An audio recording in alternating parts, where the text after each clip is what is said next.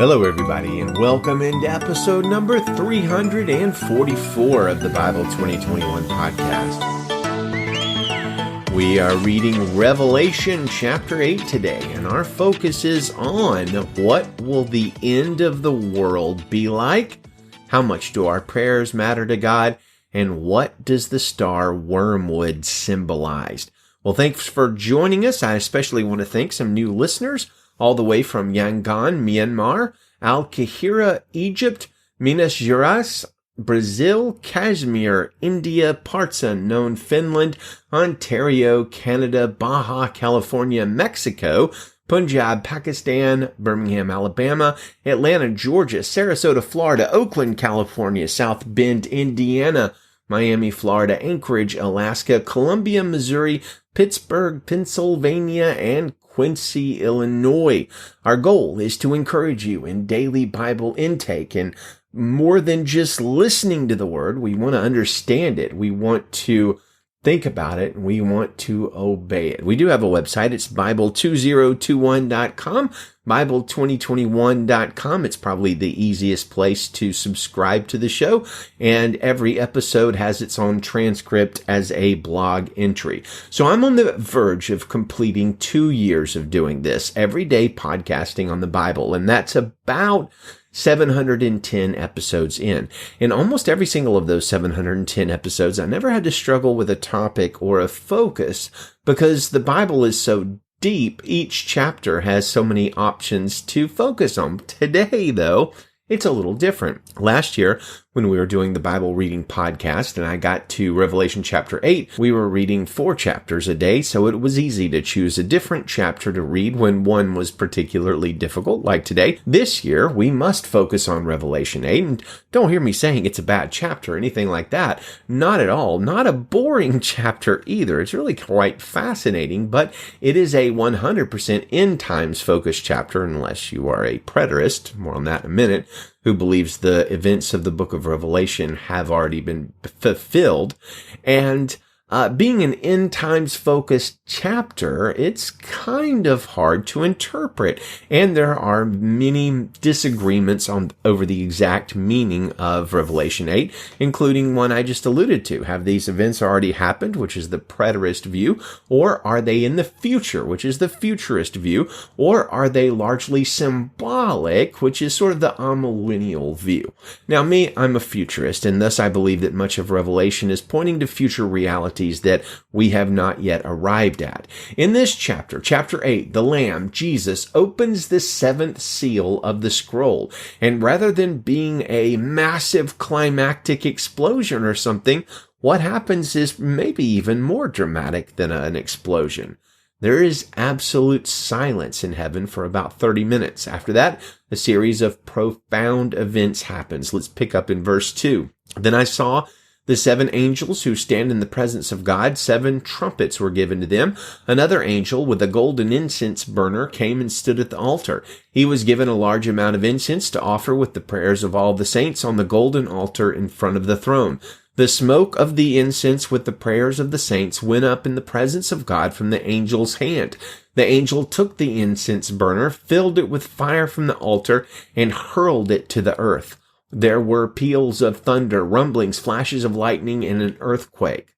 Well, this is, as they say, the beginning of the end. Well, or maybe it's the middle of the end, if you count the releasing of the first 6 seals of the Lamb's scroll to be the beginning of the end. At any rate, the 7 angels that are closest in proximity to God are given 7 trumpets. Then a different angel comes to stand before the Lord's altar, and he has a, quote, large amount of incense. Along with this incense, he has the prayers of the saints, and the angel maybe mixes the incense and the prayers and burns them on the altar, which causes the smoke of that offering to waft up into the direct presence of God. Well, so many questions, right? For one, how can prayers be a tangible thing that can be held and offered on a fiery altar and burned at that altar?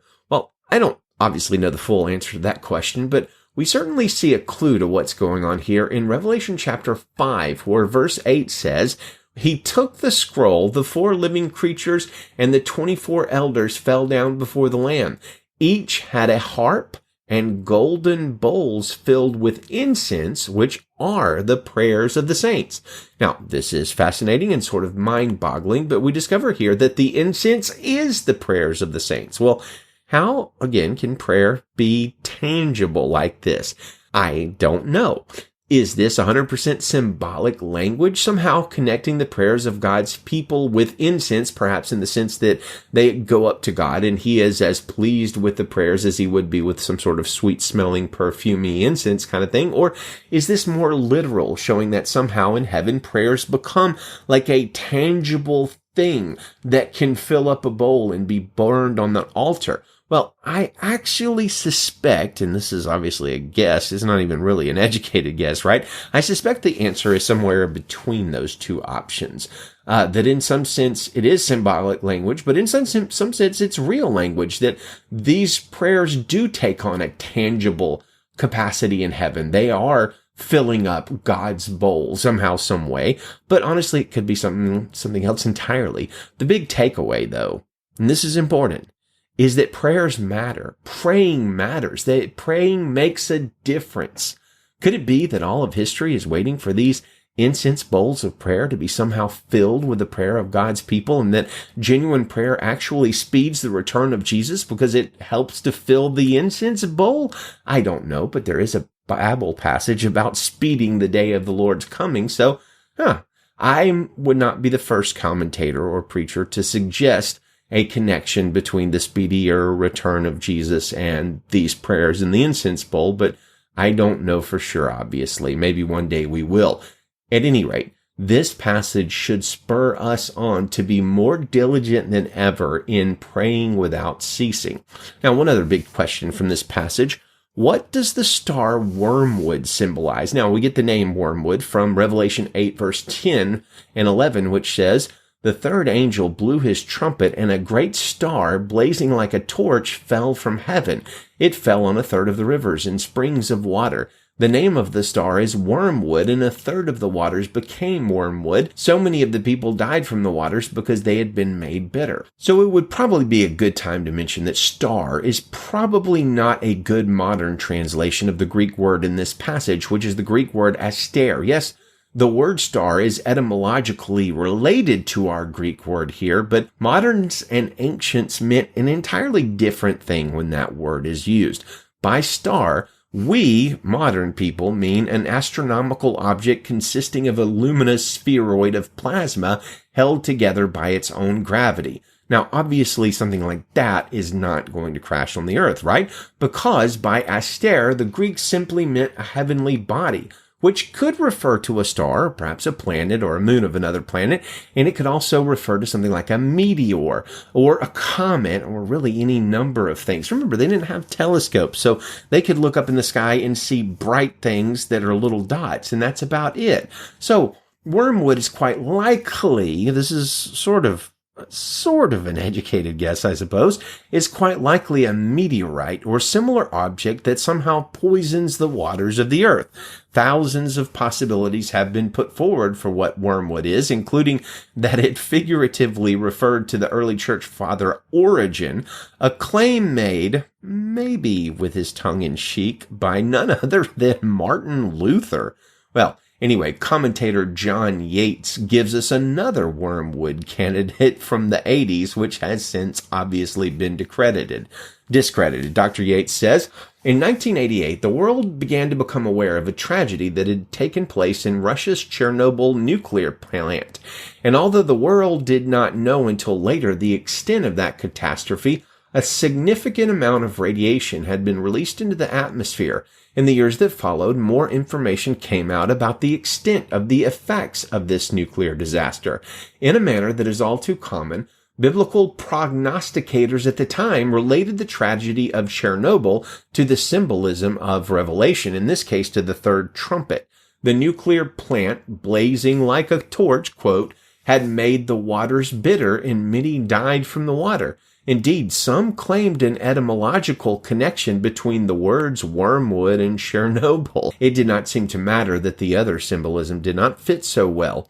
In what sense was the nuclear plant a, quote, great star, or great aster, that fell from the heaven? Well, such inconsistencies in the literal occurrence did not deter some from making predictions about the significance of the Chernobyl incident, which many saw as a literal fulfillment of the third trumpet and a prediction that the end times was soon to occur. Well, years have now passed, decades actually, and Chernobyl is rarely mentioned except for an occasional news item about the effects of the disaster on the health of the people in that locality. Chernobyl has given way to other events that inspire prophetic prediction. While Revelation makes it clear, particularly in chapter 22, that Christians should anticipate the coming of Christ and the culmination of history, experience has demonstrated clearly that specific predictions based on contemporary events are often futile. Well, amen to that. The bottom line with this future prophecy, like many of the Bible's future prophecies, is that they won't really be very clear until we are very near in time to the fulfillment. So what is Wormwood? I don't know. But it sure isn't Origin, and it sure isn't Chernobyl. So watch and pray. Maybe it's right around the corner, and maybe it's not. Let's read our passage, which is Revelation chapter 8, verse 1 in the Christian Standard Bible.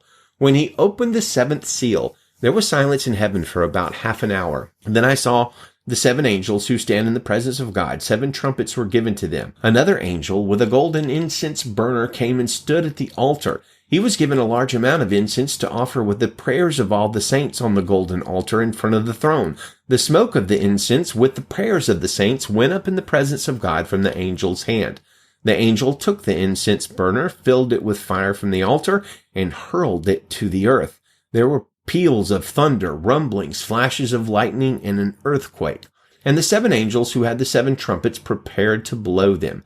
The first angel blew his trumpet, and hail and fire mixed with blood were hurled to the earth. So a third of the earth was burned up, a third of the trees were burned up, and all of the green grass was burned up. The second angel blew his trumpet, and something like a great mountain ablaze with fire was hurled into the sea. So a third of the sea became blood, a third of the living creatures in the sea died, and a third of the ships were destroyed.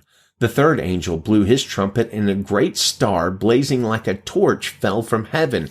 It fell on a third of the rivers and springs of water. The name of the star is Wormwood, and a third of the waters became wormwood. So many of the people died from the waters because they had been made bitter.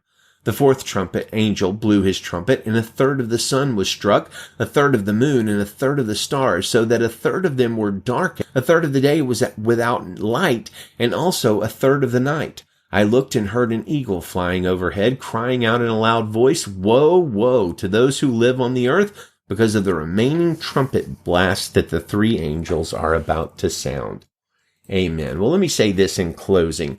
Along the lines of verse 12, a third of the sun was struck, a third of the moon, and the sun a third of the stars, so that a third of them were darkened, and a third of the day was out without light.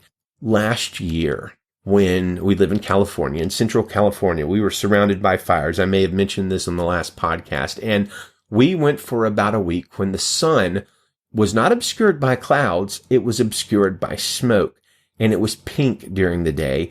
And the brightest the day got was about like 4:30 in the afternoon right now. In other words, just about before sunset. And every time I was outside walking and I caught the sun out of the corner of my eyes, it was just pink and sick looking. It gave me a chill. Now, I'm not saying that the fires has any connection to end times or anything like that. I'm just saying it gives you an idea of what could cause a third of the day to be without light. Smoke could certainly do that, especially a lot of smoke. Well, anyway, food for thought. Let's close with our Bible passage for the month of December. We read one every day and try to memorize it. It is Revelation 5:12, and it says, "They said with a loud voice, 'Worthy is the Lamb who was slaughtered to receive power and riches and wisdom and strength and honor and glory and blessing.'" Amen. Good day to you, friends, and Godspeed.